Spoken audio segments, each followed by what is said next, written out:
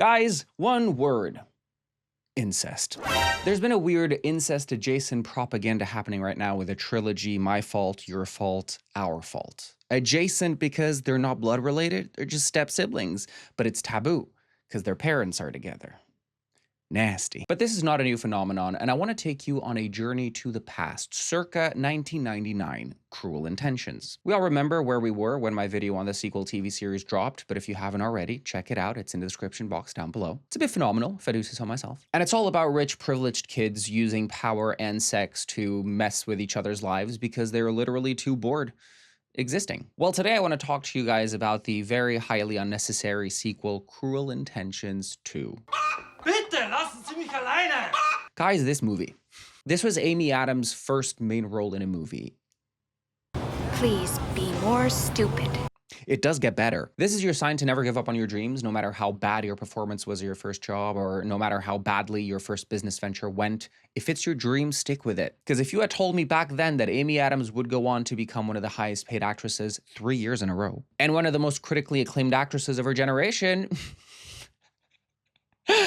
no. I live for extracurricular activities.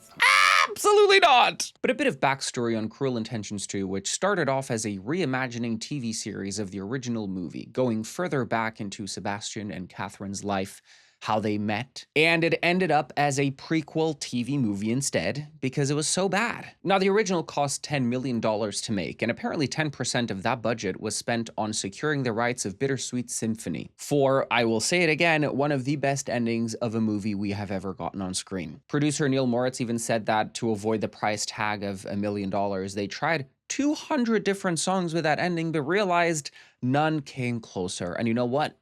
Money well spent.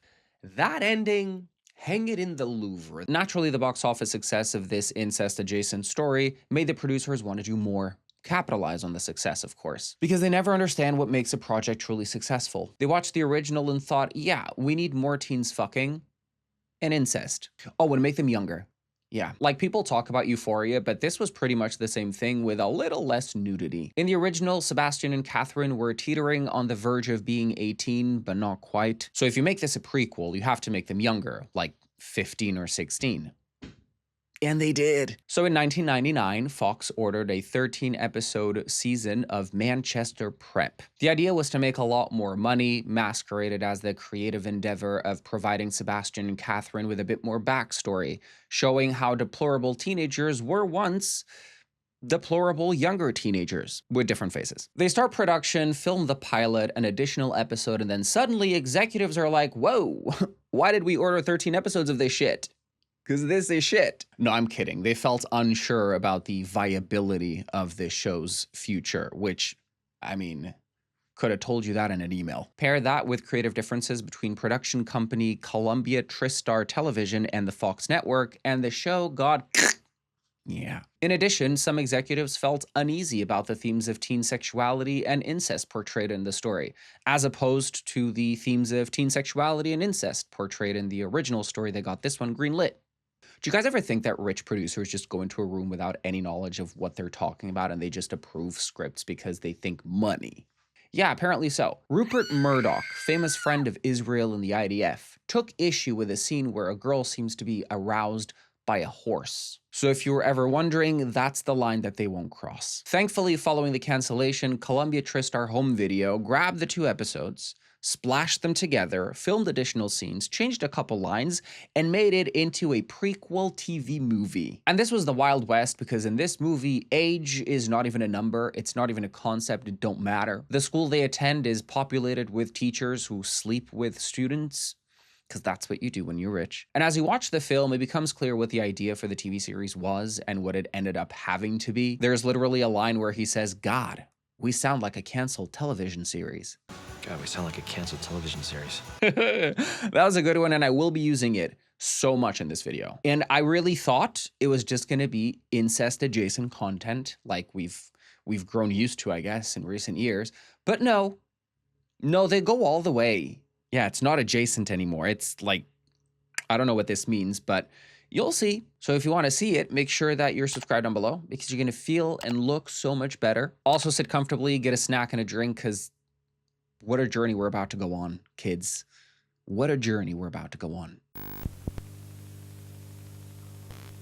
The movie opens with Sebastian at the principal's office because he is moving to New York City to be with his dad because his mom is in rehab. But Sebastian is bad boy coded, and amongst many transgressions, he gave a hamster Viagra to see how much it would grow.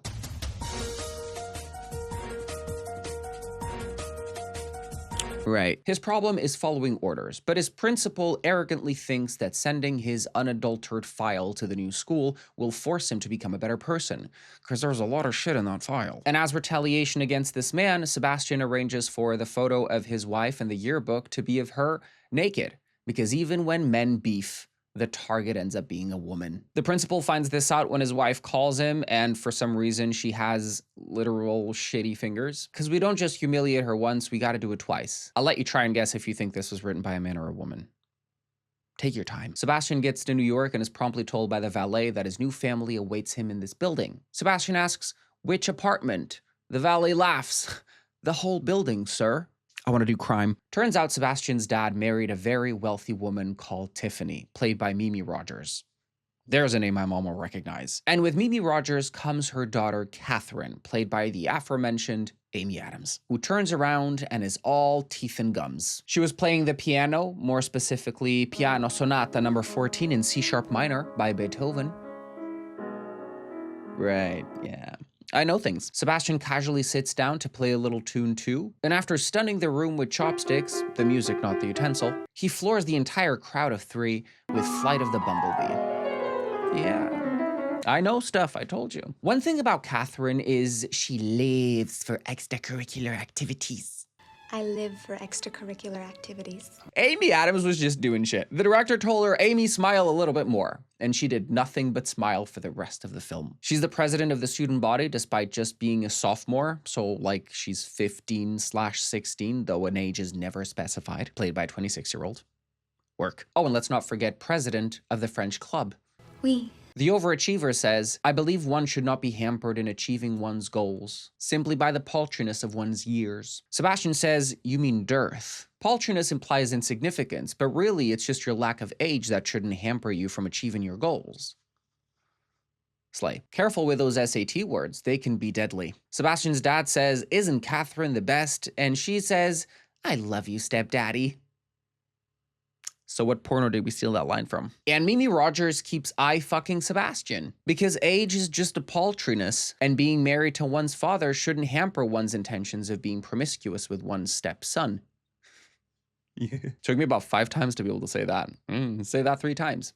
I dare you. And Catherine is gagged because Sebastian made her eat shit at the piano and then eat shit at vocabulary. Well, the day after, Catherine confronts Sebastian in the shower, lest he drop a soap. See, Catherine isn't the goody two-shoes that she's been presenting to the world. She has a 5-figure allowance and a cushy lifestyle that no one will threaten. 5-figure allowance. You could not catch me doing shit. Like, you just could not catch me in public. I would be gone. You'd never see me again. I don't understand what it is with rich people who have all this wealth and then insist on being visible and being seen. Like, fuck off.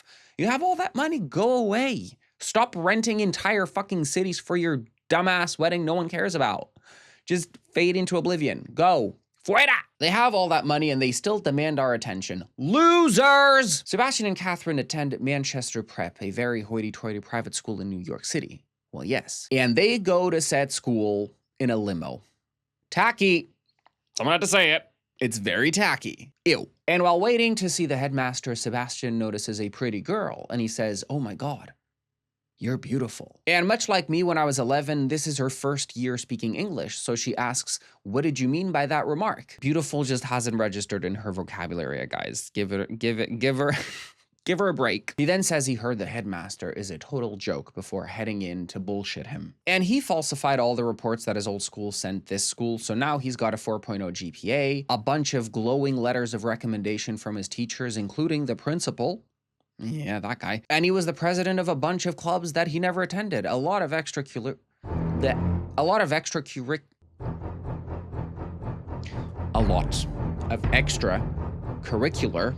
there you go, activities that he simply did not do. See, now the rest of the sentence fucked. The pretty girl enters the room who turns out as Danielle, the daughter of the principal, the same guy that this guy just called a total joke. Sebastian is shocked by this father-daughter interaction because he's only used to seeing them in pornos, and in pornos, that's not exactly how it goes. And he scurries out of the room, and he's so embarrassed. Like, guys, he's so embarrassed, as evidenced by his hand on his forehead. Like the nationally, international, global recognized embarrassment shit thing. Oh, no. Well, the time comes for Catherine to give her orientation speech. She is, after all, the class president.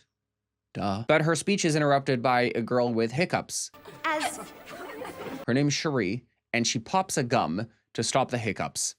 Someone scare her instead. Because as soon as she pops that gum, she starts choking on it. Oh my God, this girl can't do shit. And Cherie is like the stand-in for Selma Blair's character. She is the highly infantilized girl. Although if you really think about it, you know, they are like 14/15. So really, she is the only character acting her age. She's the only 14/15-year-old in this entire school who hasn't gotten railed by the entire faculty. We'll get to that in a bit. Her choking causes a big kerfuffle in the auditorium, but Danielle comes to the rescue, saves Cherie from dying of choking, and gets applause, whilst Catherine gets a gum in her hair. Speaking of faculty sleeping with students, in the hallways, Catherine chases down assistant headmaster Mueller, this middle-aged half-bald man who apparently seduced her over summer in the Hamptons, except, according to him, she's the one who seduced him. It was you who seduced me. You know, this 15-year-old girl seduced this grown-ass married man in his 50s, maybe 40s, but back then they were aging terribly. But if you'll remember what I said before, age is a paltriness. So, and she blackmails him with this information that, you know, he seduced her, she's a minor, it's a crime. She blackmails him into getting her out of gym class. I want you to sit with that for a little bit.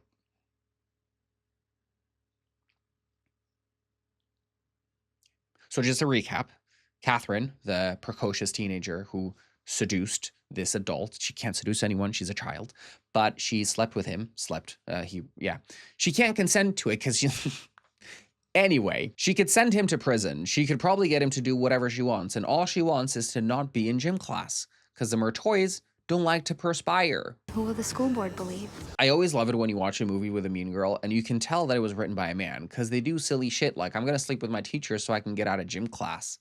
Okay. I find this to be a recurring theme of the late 90s and early 2000s and probably beyond that, but very prevalent in mainstream movies of the time, where teenage girls are explicitly written as these seductresses, always with evil intentions, always trapping older men who are just so innocent. You know, it wasn't their fault that this girl just threw herself at him. Who's the adult in the room? Not the writers, apparently. What's the two words I'm looking for? Oh yeah, rape culture. She even shoves her finger in his mouth just to make it clear as day for us, the audience, that she is the predator. The teenage girl student who slept with her middle-aged gross teen. Okay, work. Girls can do it too. And one thing about private schools and cruel intentions, students of affluence and popularity will hold secret meetings to discuss the financial potential of new students. When Sebastian's picture pops up, Catherine calls him a loser.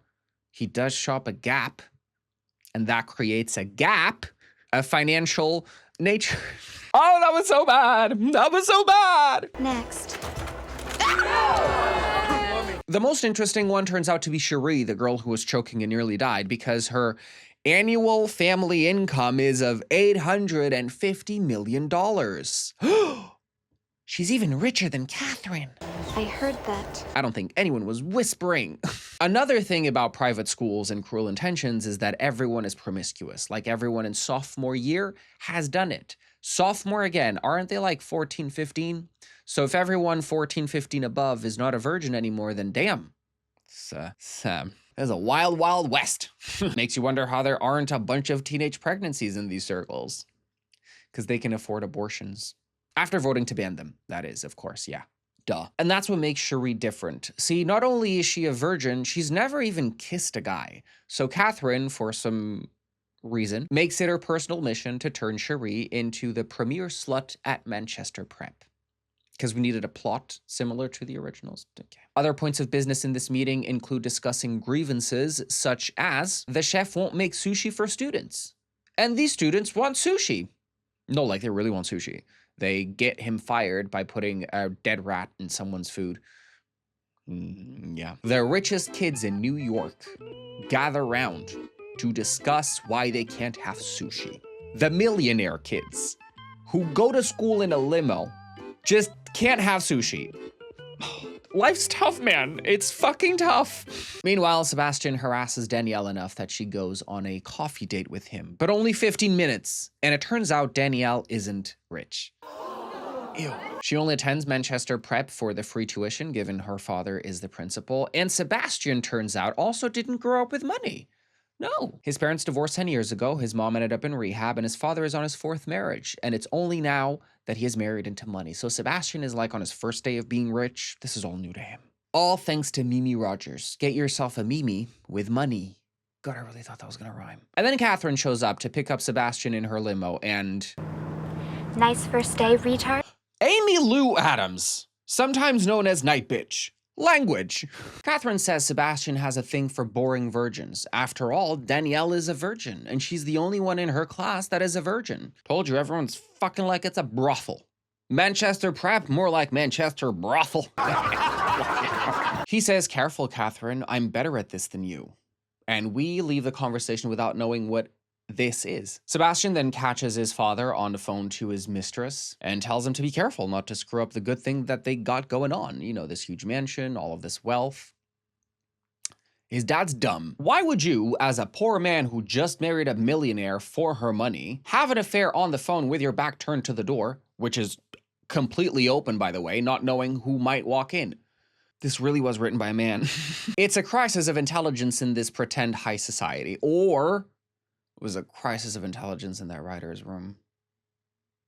Food for thought. Catherine takes Cherie out to fulfill her plan of turning her into the premier slut at Manchester Prep. So these two 14/15-year-old girls go to a nightclub. Duh. They even jump the entire queue because they're rich and really young, because that's how it works. Yes! Then in the bathroom, Catherine convinces Cherie that she must hook up with this grown-ass man who has to shave his face every 5 minutes to avoid a 5 o'clock shadow.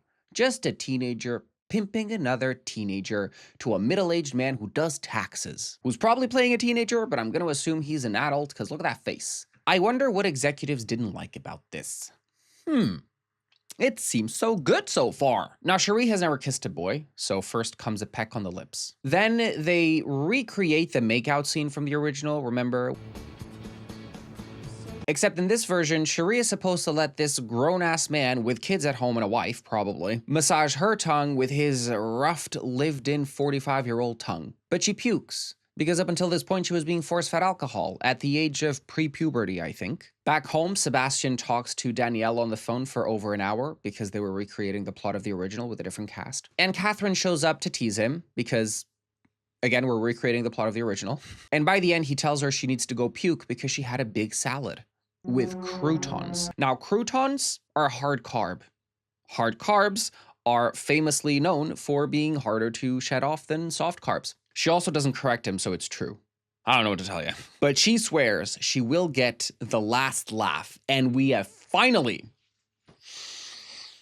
I don't even know how to... Ooh, girls, this is a crisis. Oh my God. We're here. Capital I Town. Incest Town. I want to take you back to the beginning of this video, right? Incest adjacent, then I said it wasn't adjacent anymore. Catherine wants to have the last laugh, and her idea of revenge is to tease Sebastian with something that he'll never be able to get. So when Sebastian goes in to have a shower, she sends in her two friends, two senior girls, who at first I thought they're twins, right? Right. But then they get in the shower. They get naked. Can't show you any of it because it's full nudity. And they start teasing him like, oh, you're with Danielle. She's a virgin. I guess you're going to miss out on all the fun. He says, what fun? And they start making out. When he asks if they're sisters, they say more like kissing cousins, which is still fucking disgusting. But I thought surely they're not twin sisters. They just probably got two women that look very similar to each other, right? Right? So I Googled it.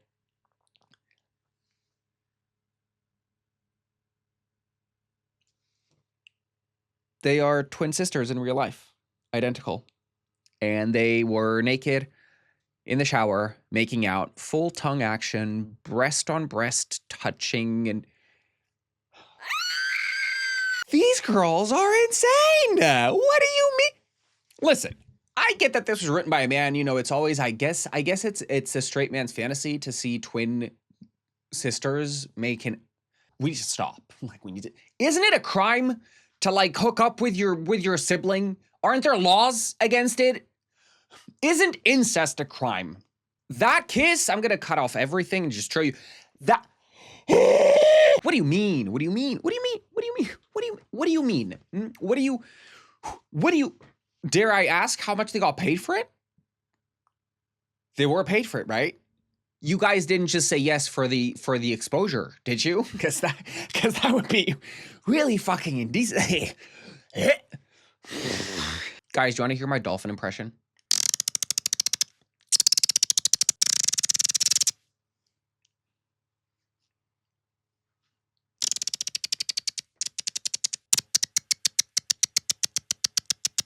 That's a stuttering dolphin. Next, we find Catherine scolding her entire staff because they've been slacking in the absence of Mimi Rogers. And with Mimi Rogers gone, so was my mom. What's this, Saddam addressing the troops? Well, yeah.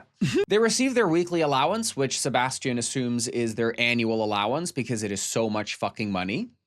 I would rob these rich pricks so often. I'm not even joking. Oh my God. I would turn to life of crime so fast. Like, you watch these things and then you watch Saltburn where someone infiltrates a rich family to steal all the wealth and you're like, yeah, well done. And that much money inspires Sebastian to use it to conquer Danielle. He buys her a phone and hides it inside of her backpack and then calls her and tells her, come meet me downstairs. Close your eyes. And with her eyes closed, he kisses her. But she doesn't have the reaction he wanted her to have. Instead, she runs off. Age is just a paltriness and consent is dearth. Am I using those right? Catherine then tries to bribe another teacher into getting out of ballet class, because it's not just gym she hates, it's any type of physical exercise that'll make her perspire. Again, the Murtays don't like to perspire, duh. Keep up. Except this time she tries it with a much, much more attractive man that I honestly, I would climb that man like a tree. And he refutes her advances. And you might think, oh my God, finally, a decent man who is not gonna just let a teenager push him around, right? Wrong. He's just gay, and he'd rather do that twink instead. So everyone in this teachers and students are just, sorry. So she goes back to the one she actually slept with, and he is stressy. Like, he's not attracted to his wife anymore. His kids don't talk to him, and he just simply can't do anything. He's losing whatever little hair he's got left. I'm just obsessed with this millionaire evil teenager who uses her powers of seduction to skip gym class and ballet class because she does not want to sweat. He says it's a dirty old man's catch-22, so at least there's a little bit of self-awareness in that writer's room because he is a dirty old man. And he is in a catch-22. But Catherine reveals that gym and ballet were just a test. It's fine, he doesn't have to do anything. The real favor will come later, and it's gonna be a big one, and he's gonna have to do it. And then she lets him kiss her knees as she closes her eyes, imagining someone more attractive doing it. And the big favor that she needs his help with, we'll never find out because, again... God, we sound like a canceled television series. By the end of the evening, Catherine gets home pissed off because she had to take a taxi home because the whole staff just failed to do their jobs, really, in Mimi Rogers' absence. Sebastian undermines her authority in front of the staff, and she has a little breakdown with tears because... Guys, you just don't understand, okay? You just wouldn't understand. It's like really difficult being a privileged, spoiled, rich, evil teenager, okay? So you need a minute. She has all of the responsibilities of having all of this wealth, and what does she get in return, huh? Loads and loads of money every week? I need a minute. Cherie calls Sebastian to tell him that Danielle is madly in love with him. Every time that she thinks about him or sees him, she gets all moist. Moist.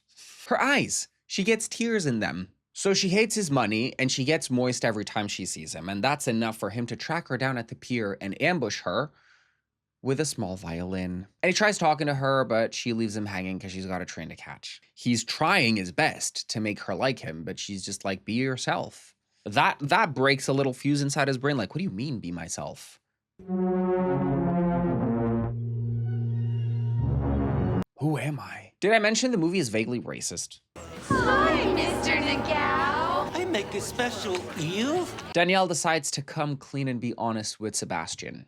Listen up. The reason she ran off after he kissed her without her knowledge or consent isn't because he kissed her without her knowledge or consent.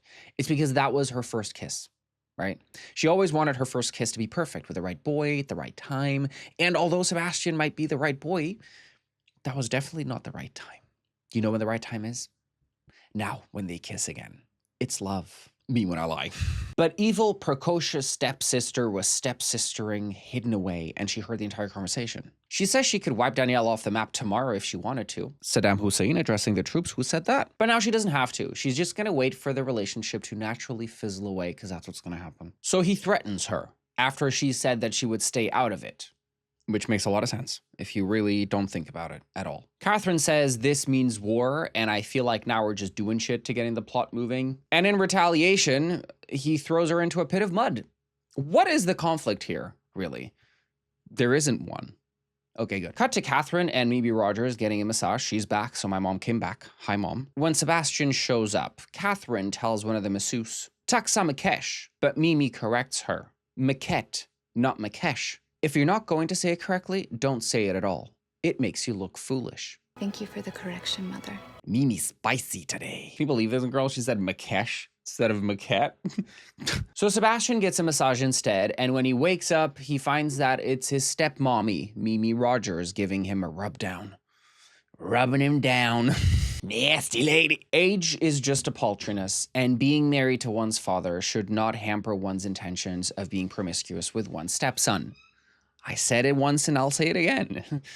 Yeah. Mimi lightly threatens Sebastian because his father keeps spending way too much time on this yacht of his, and she knows that he is not fully committed to her, and if he doesn't wise up, he's gonna end up exactly where he was before. Surprisingly, Sebastian isn't into the sexual games that Mimi is playing. He hasn't been corrupted enough to become Ryan Phillip just yet, but he will. So Sebastian ambushes his father on his yacht, and he's handcuffed to a bed, and his mistress is hiding in the bathroom. Sebastian exposes him as a married man, and she runs off in tears. And Sebastian then throws the keys to the handcuffs out the window and into the ocean.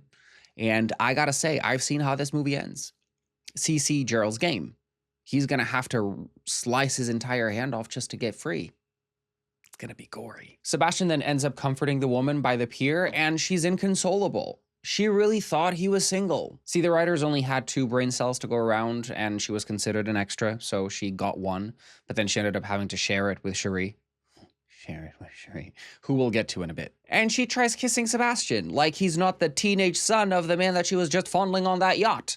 Like I said, age is just a paltriness. Watching it on screen isn't jarring because they look the same age, because they cast a middle-aged man to play this teenage boy. But the concept... And Catherine and Mimi host Cherie and her mother because they're really rich and, you know, they need some donations for the new school library. Well, mid-conversation, Sebastian's dad sneaks in naked with handcuffs on his wrists, and he sneaks into the kitchen. Catherine sees him and goes after him. And you may think, oh wow, now she's really gonna end him and she's gonna kick Sebastian and his father out of the home when she reveals to her mom that he's cheating on her. No. No, she goes to the kitchen and she gives him a full plan on how to seduce her mom and make things right. She even gives him written instructions. She had them handy in her back pocket. She just carries them around with her. She then kisses him on the forehead and says, "Who's your favorite daughter?" And as she walks away, he says, "What a shame." What did I say earlier? Age is... Right. And being married to one's mother shouldn't hamper one's intentions of being promiscuous with one's stepdaughter. Right. Okay, good. This, of course, also never goes anywhere because... God, we sound like a canceled television series. Speaking of canceled TV series, Sebastian and Danielle hang out at the park. They're on a park bench and they're making out hot and heavy until she stops because they're moving too fast. You know, just the day before, they had their first proper kiss, and now he's practically touching her breast as he actively, aggressively fondles her breast. But then she says, "A side of me wants you to throw me down right here and rip my clothes off, but then another side of me wants to wait until we're married." Okay. And she says all that as she aggressively fondles his penis. Now, let me remind the audience, they're on a public park, on a park bench, right? So he tells her that she has shown him that it's possible to be decent. She has changed him. So they make, he proposes they make a pact to take things slow and not get hurt. And that's when he says, God, we sound like a canceled television series. he also says he's falling in love with her one day after their first kiss. Sorry, 2 days after their first kiss, one day after their second first kiss. They were speed running these plot lines, I tell you. And she starts unzipping his pants, ready to blow him, right after they agreed to take things slow. In the park. In public. Oh my God. Just straggled behavior. Worse than when Dove Cameron had sex with that guy next to the buildings. This is worse. Also, check out my 56 days video if you haven't already. It's super fun. Thankfully, they stopped just short of making CSAM because they're both underage kids. Because her dad calls her daddy. Oh, sorry. And then another scene that made, again, Rupert Murdoch and other executives recoil in their seats. Catherine teaches Cherie how to ride a horse with ulterior motives. Yes, she actually wants Cherie to rub one out on this horse. Don't believe me? You better.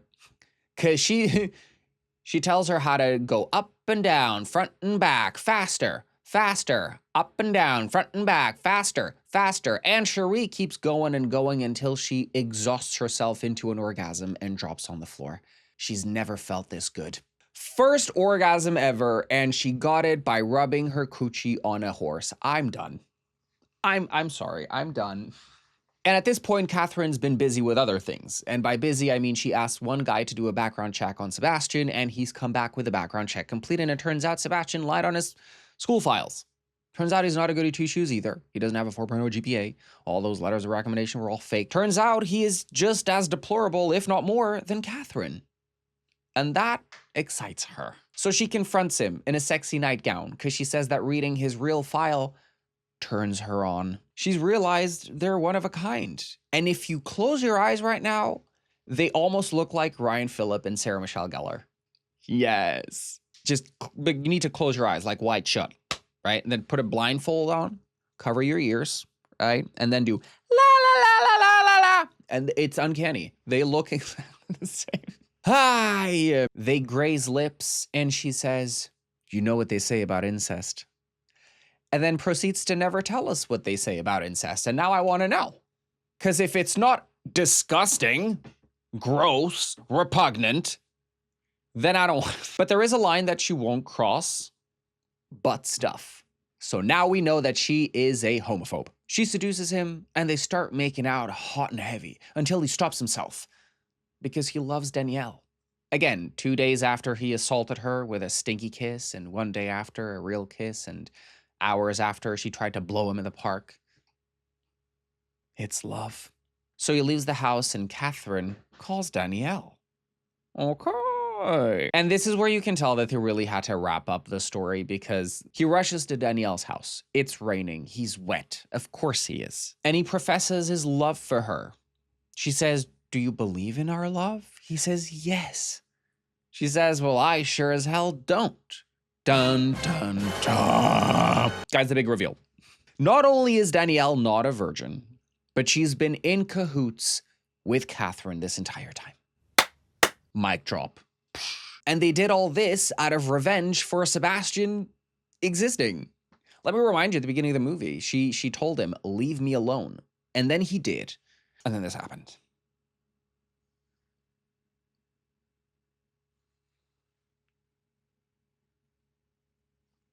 Sorry, I was trying to find a reasonable explanation for why, but no.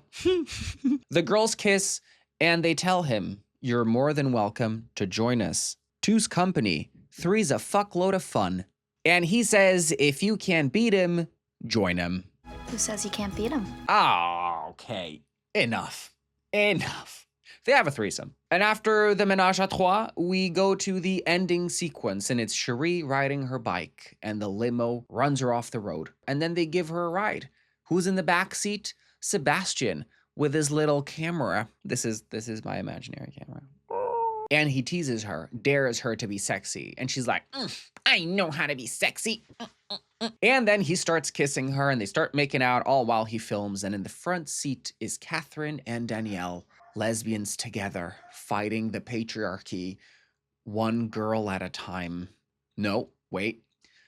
Lesbians helping the patriarchy, one girl at a time. There you go. Yeah. And they drive into oblivion, where this movie also ended in. And that's Cruel Intentions 2, formerly known as Manchester Prep. I just know they were gonna build this love story in a 13-episode arc for, at the very end, to have the big reveal that Danielle was in cahoots with Catherine this entire time. Wow! Crowd goes wild.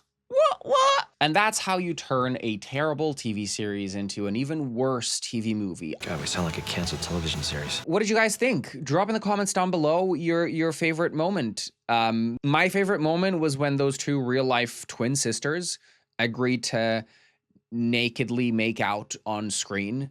Oh, just thinking about it. And that's it for today, guys. Thank you so much for tuning in. If you like this video, make sure to leave it a like down below. Subscribe to my channel if you haven't already. Click the bell notification down below so you never miss a future upload from me. Also, follow me on my socials. They're all linked down below. Would be rude not to. Go say hello, you know. And don't forget, age is paltriness. I'm still using that wrong, I bet. And until next time, stay safe, stay sane, stay stupid, and stay stuttering. Bye, guys. É meu e vosso este fado, destino que nos amarra, por mais que seja negado às cordas de uma guitarra.